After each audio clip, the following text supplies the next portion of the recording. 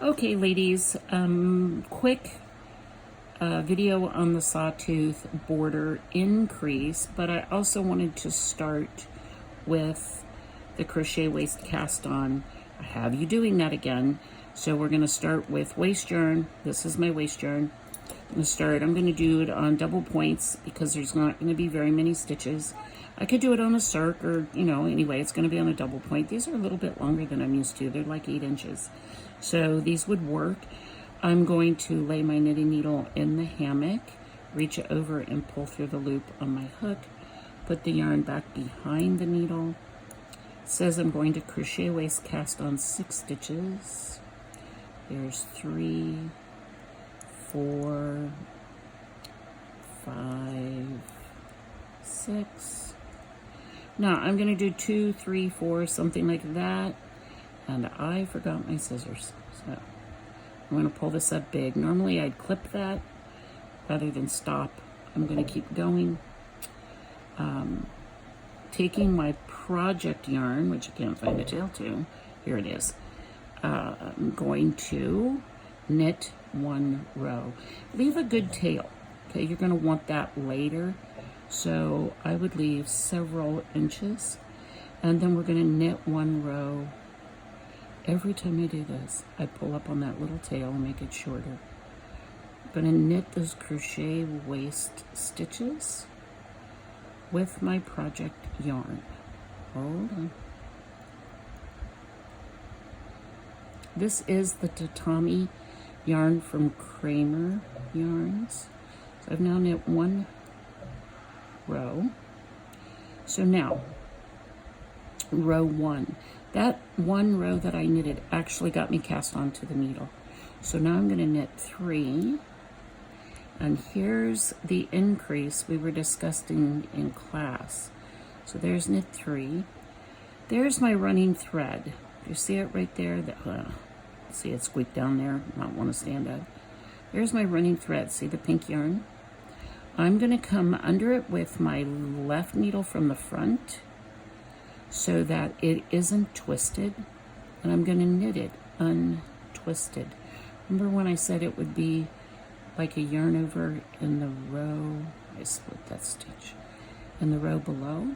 So let's do it again, because this is that funny weird start where all the stitches are, not only that, but my hands are hot, so my yarn is sticky. Now row 2 is to knit back. Just knit. There's no slipping. Don't slip your first or your last stitches. Just knit back. It actually makes a difference. So if you have that as a normal behavior, i.e. slipping the first stitch, don't do it. Now row 3. And then the instruction says 3, 5, 7, 9, 11, 13, and 15. We're actually going to go until there are 14 stitches on the needle. That's our goal, so I don't even really care which row I'm on as I'm counting stitches. I'm going to work row 1 again. So now I'm going to knit 3.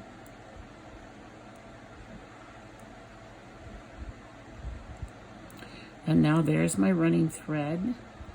I can come into it, look, and just knit. I can also take my left needle in from the front and knit the lifted bit, knit to the end. That yarn right there is being stunningly annoying. Turn and knit back. Here's where I wish I was Rachel Ray and would just drop down below, come back up, finished. Hold on. We're going to do it one more time. I'll show you again. Now I'm going to knit 3. It might be an idea to place a marker or a pin at this end, so you always know that when you're starting this end, it's time to do the odd rows. There's the running thread. When I do it, I simply go underneath and knit. That's all I have to do. If that makes you crazy, it's okay to pick it up. So this is the reason I do it the other way. put it on the needle, and now knit. Notice it's open. We would not want to twist it. See how that's twisted? See how the loop's all jacked up? Not for today. That's a make one. We call that a make one now. Make one right, I think. Anyway, under the, knit it up and knit to the end. Every time the end is getting just a wee bit farther away, and at some point I'm going to count my stitches, next row knit back. There is the suggestion of putting a pin at the beginning of the row that has the work, in other words the little increase, and that way you won't be tempted to do it on the other end if you get distracted. So now I'm going to turn around. Now I have to have more yarn.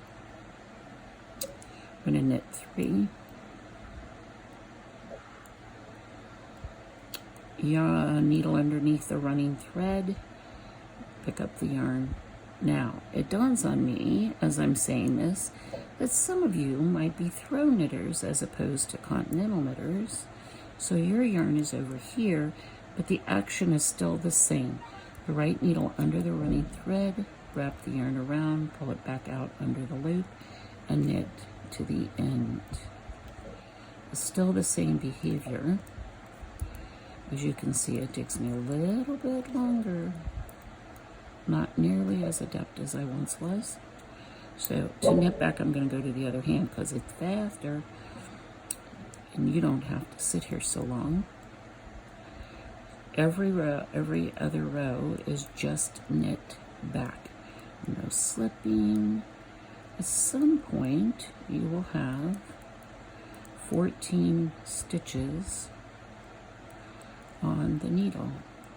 I'm going to do the increase for throw knitters one more time.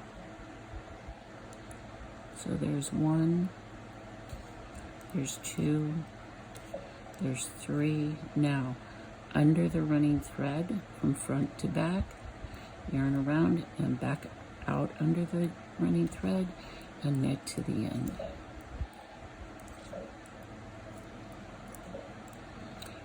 When I can count at the end of this row, in other words, the end of an increase row, there will be 14 stitches on my needle. 1, 2, 4, 6, 8, 10, I have 11 right now. When there are 14 stitches, then I'm going to bind off 6 stitches until, now I'm going to bind off, actually it's 9 stitches until 6 stitches remain, including the one on the right hand needle. Now what I mean by that is, more yarn. What I mean by that is, if you get lost in the counting, I wanted you to be consistent. So we're going to bind off.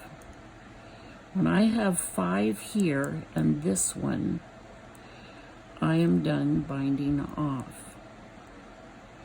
So I'm going to keep track over here, 3, 4, 5.